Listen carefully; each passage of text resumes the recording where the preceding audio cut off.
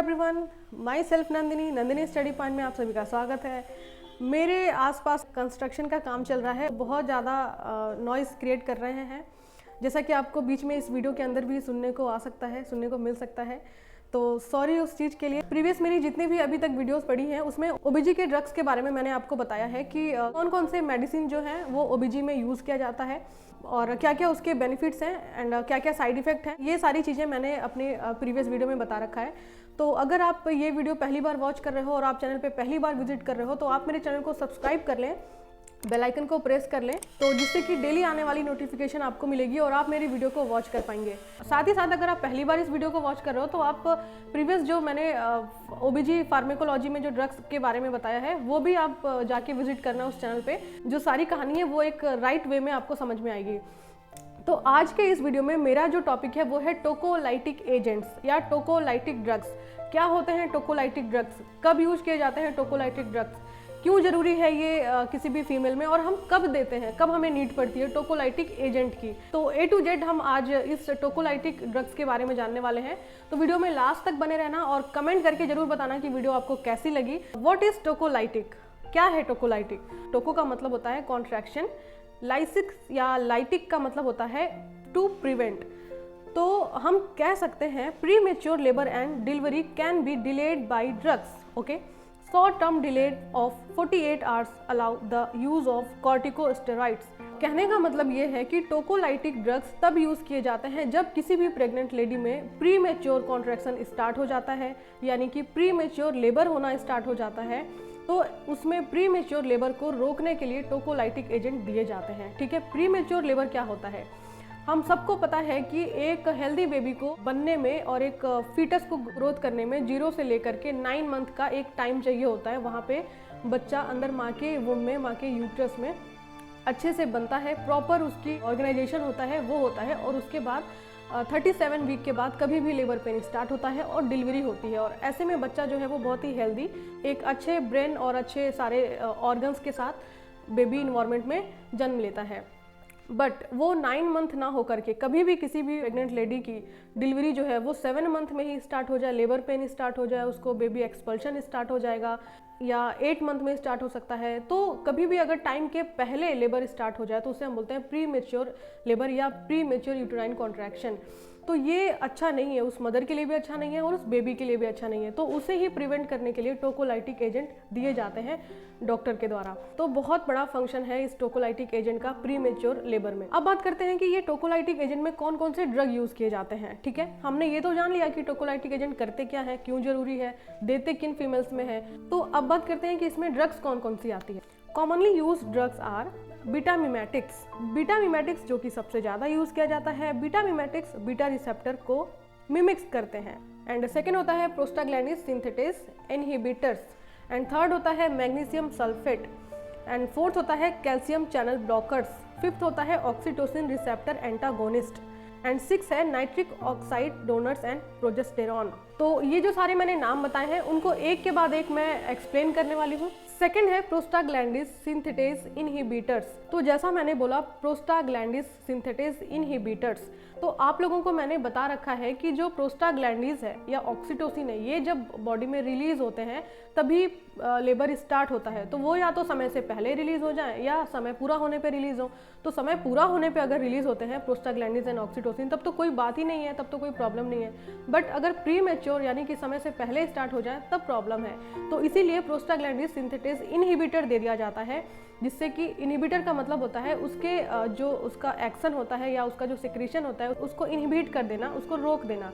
तो हम ऐसे कंडीशन में जब pre mature uterine contraction start होता है तो ऐसे कंडीशन में प्रोस्टाग्लैंडिन सिंथेटेस इनहिबिटर दे देते हैं, जिससे कि प्रोस्टाग्लैंडिन का जो सिक्रीशन है वो कम हो जाता है, यानी उसको इनहिबिट कर दिया जाता है। बाई मेडिसिन उस प्रोस्टाग्लैंडिन के एक्शन को इनहिबिट किया जाता है, उसके सिक्रीशन को इनहिबिट कर दिया जाता है, तो वो अपना एक्शन नहीं दिखा पाते हैं। एंड थर्ड जो है मैग्नीशियम सल्फेट। मैग्नीशियम सल्फेट जो है वो भी स्मूथ मसल रिलैक्सेशन का काम कराते हैं, इसीलिए टोकोलाइटिक एजेंट के रूप में भी इनका यूज किया जाता है। एंड फोर्थ होता है calcium channel blockers. Calcium channel blockers में हम ऐसे ड्रग्स रखते हैं जैसे कि नाम है नेफेडिपिन, जो आप इस वक्त आपके स्क्रीन पे ये टैबलेट दिख रही है नेफेडिपिन। ये भी मसल रिलैक्सेशन की तरह काम करते हैं और प्री मेच्योर लेबर को प्रिवेंट करते हैं। एंड फिफ्थ नंबर है ऑक्सीटोसिन रिसेप्टर एंटागोनिस्ट। एंटागोनिस्ट या इनहिबिटर लगभग सेम ही नाम होता है, ठीक है। इनहिबिट मतलब उसके सिक्रेशन को दबा देना, एंटागोनिस्टिक मतलब उसके अगेंस्ट कोई मेडिसिन दे देना, ठीक है। इनहिबिटर्स का मतलब होता है कि कोई भी हार्मोन जो आपकी बॉडी में रिलीज हो रही है, हमने इनहिबिटर दे दिया तो उस हार्मोन का लेवल कम हो जाएगा क्योंकि उसको इनहिबिट करने की ड्रग दे दी है।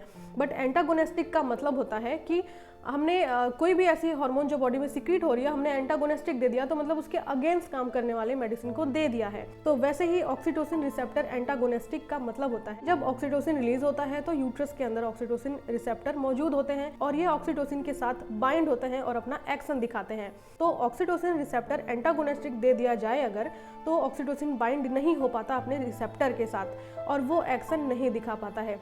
तो जब ऑक्सीटोसिन अपने रिसेप्टर के साथ बाइंड ही नहीं हो पाया क्योंकि बॉडी में उसका एंटागोनिस्टिक दे दिया गया है, और जब वो बाइंड नहीं होगा तो वो एक्शन नहीं दिखाएगा, और जब ऑक्सीटोसिन अपना एक्शन नहीं दिखाएगा किसी भी प्रेग्नेंट लेडी के अंदर तो वो प्री मेच्योर लेबर को नहीं कर पाएगा, यानी कि रुक जाएगा pre mature labour. And 6 number मैंने बताया था nitric oxide donors and progesterone. तो प्रोजेस्टेरॉन क्या करता है, वो एक वरदान साबित हो जाता है फीटस के लिए और मदर के लिए भी। जो मदर ये चाहती है कि उसका बेबी बचा रहे और जो फीटस जन्म लेना चाहता है उसके दोनों के लिए ही ये जो प्रोजेस्टेरॉन हार्मोन है वो वरदान साबित हो जाता है।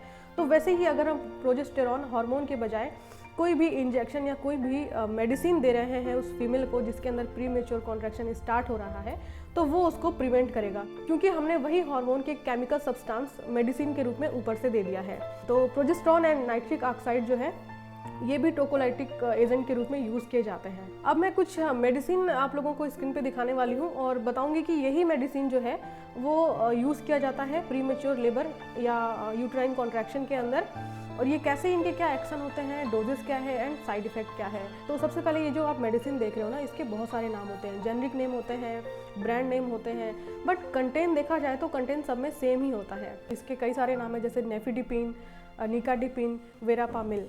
Mechanism of action, mechanism of action में हम पढ़ते हैं it's block the entry of calcium inside the cell. Doses की बात करें तो ओरल डोज में 10 to 20 mg every 3 to 6 hours में रिपीट किया जा सकता है। साइड इफेक्ट एंड प्रिकॉशंस की बात करते हैं। तो साइड इफेक्ट में हम पढ़ते हैं हाइपोटेंशन। ये सबसे कॉमनली देखा जाने वाला एक साइड इफेक्ट होता है कि उस मदर का ब्लड प्रेशर जो है वो फॉल होता है।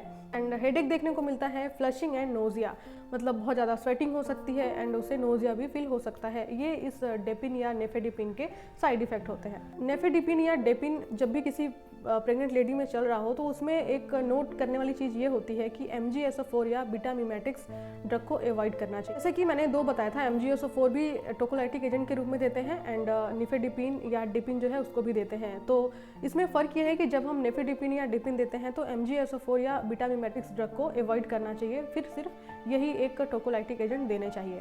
तो अब मैं आपको बताने वाली हूँ कि MgSO4 या मैग्नीशियम सल्फेट, इसे भी हम टोकोलाइटिक एजेंट के रूप में काम में लेते हैं। सबने ये पढ़ा होगा या सबको पता होगा कि इक्लेम्सिया का ड्रग ऑफ चॉइस होता है MgSO4। किसी भी प्रेग्नेंट लेडी का अगर बीपी बहुत ज़्यादा बढ़ जाए, कन्वर्जन्स आने लगे, तो ऐसे में ड्रग ऑफ चॉइस होता है MgSO4।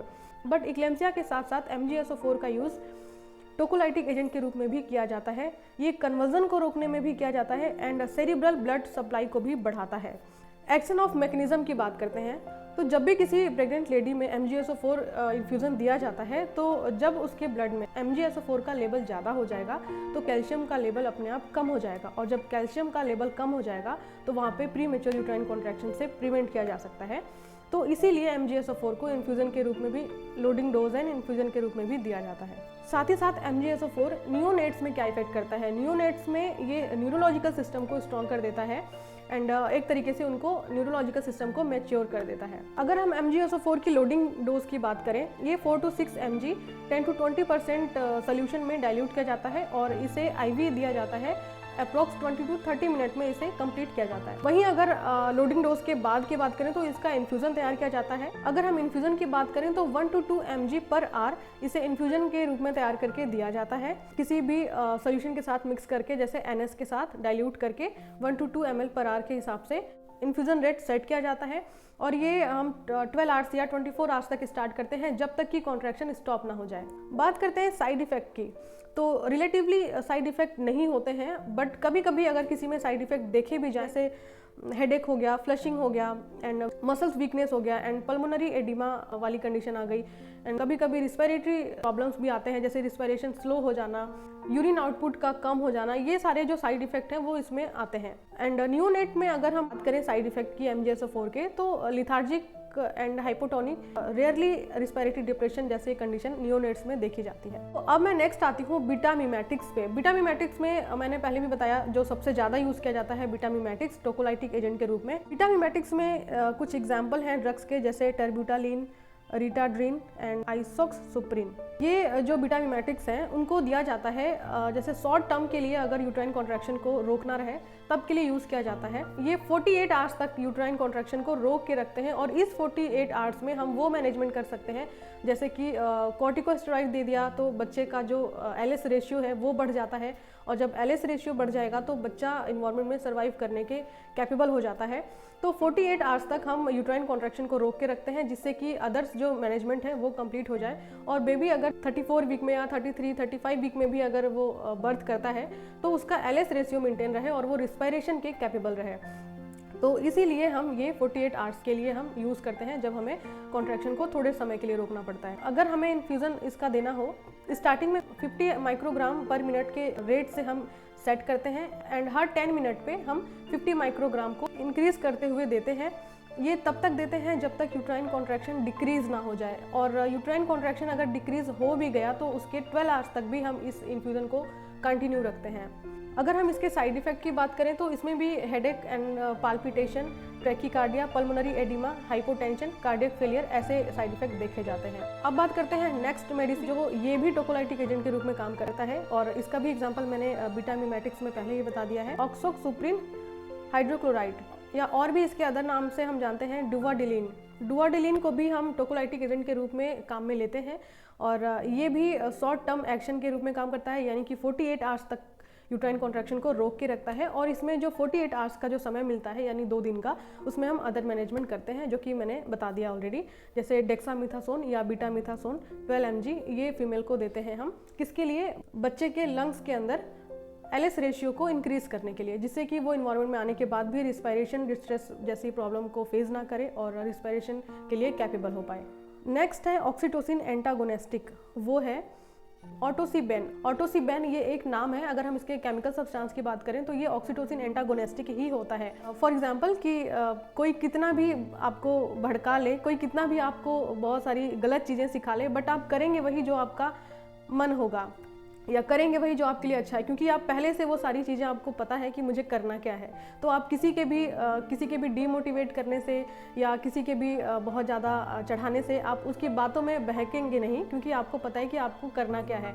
तो कितना भी आसपास का इन्वायरमेंट आपके लिए टॉक्सिक हो, बुरा हो, बट आप अपना ब्रेन इस तरीके से रखते हैं कि मुझे सही डायरेक्शन में जाना है, लोग क्या कह रहे हैं, लोग क्या कर रहे हैं, उससे कोई फ़र्क नहीं पड़ता। तो ये पूरा एग्जाम्पल जो है वो ऑक्सीटोसिन एंटागोनिस्टिक के रूप में है कि ऑक्सीटोसिन बॉडी में कितना भी रिलीज होगा, कितना भी कहेगा कि कॉन्ट्रैक्शन करना है, प्री मैच्योर लेबर कंडक्ट करानी है, बट एंटागोनिस्टिक दे दिया, आइटोसिबेन दे दिया, IV इन्फ्यूज़न 300 माइक्रोग्राम पर मिनट के स्पीड से हम अपने बॉडी में इन्फ्यूज़ कर दिया, तो ये करेगा ये कि बस ठीक है एंटागोनिस्टिक है, कितना भी ऑक्सीटोसिन आ रहा है बट उसका कोई इफेक्ट नहीं पड़ने वाला, क्योंकि वो सिर्फ और सिर्फ क्या करेगा, यूट्राइन कॉन्ट्रैक्शन को प्रिवेंट करके रखेगा। ठीक है, तो ये होता है एटोसिबेन का काम।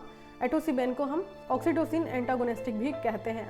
तो फ्रेंड्स, ये था आज की वीडियो में जो हमने पढ़ा कि टोकोलाइटिक एजेंट क्या होता है, कैसे वर्क करता है और कैसे बचाया जा सकता है प्री मैच्योर यूट्राइन कॉन्ट्रैक्शन को, कैसे एक बेबी की लाइफ को सेफ रखा जा सकता है और उस मदर को भी एक हेल्दी बेबी देने का एक कोशिश होता है। तो टोकोलाइटिक एजेंट का ये सारा यूज़ आज मैंने इस वीडियो में बताया है। होपफुली आपको वीडियो अच्छी लगी होगी और ऐसे ही ढेर सारी वीडियोस पाने के लिए आप मेरे चैनल को सब्सक्राइब कर लें, ज़्यादा से ज़्यादा लोगों तक शेयर करें, जिससे कि मुझे और ज़्यादा अप्रिसिएशन मिले और मैं आप लोगों के लिए अच्छा कर पाऊँ। अभी के लिए बस इतना ही, फिर मिलेंगे नेक्स्ट वीडियो में, तब तक के लिए टेक केयर, बाय बाय।